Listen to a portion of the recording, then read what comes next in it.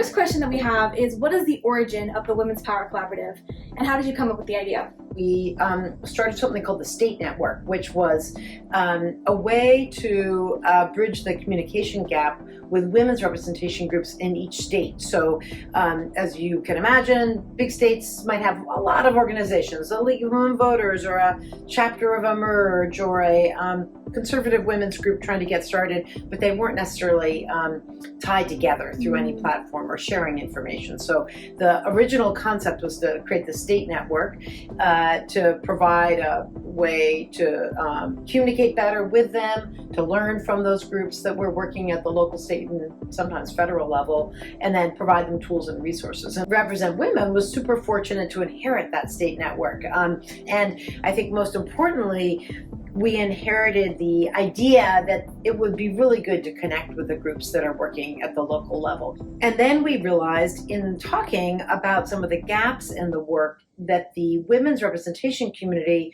wasn't always very well connected with the democracy reform or good governance community. So we thought, well, we'll bring those groups together and we'll provide a platform for better shared communication, same thing, but really trying to infuse the work around women's representation with more of a systems emphasis and strategy, and then bring women in who are such great advocates and practitioners, bring more women into the democracy reform movement at the state level. So this is our contribution to making the democracy reform movement stronger and more robust and ideally more impactful. So given our current data on women's representation, specifically our 2023 Gender Parity Index report, why is a platform like this important?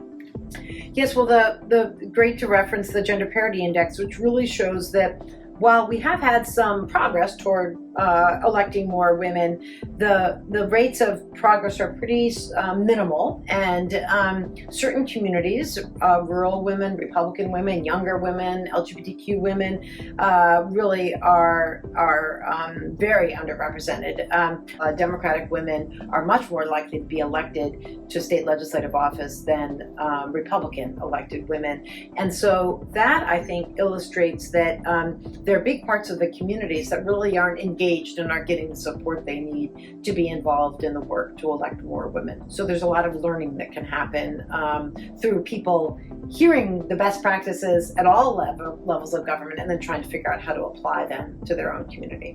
So what types of organizations are you hoping will be members of this collaborative? Well, I certainly I expect that a lot of our peers in the ranked choice voting and election reform communities will be part of it. There are lots of strong democracy reform organizations that have grown in the last 10 or 15 years, Fair Vote Washington and the California group and the work in Alaska and Minnesota and Connecticut, New Jersey and Maryland and so on. So all those democracy reform groups for sure. And then really any and all of the groups that are dedicated to getting more women elected who follow the rule of law and appreciate the Constitution, those are all the kinds of groups that we want to work with. But perhaps particularly groups that are bringing in women of color and others who haven't had much of a voice at the table, we definitely want to be engaging and learning from them as much as possible. Absolutely, I couldn't agree more. Well, go check out the Women's Power Collaborative, and thank you so much for coming in today. Thank you, and thanks to all of you.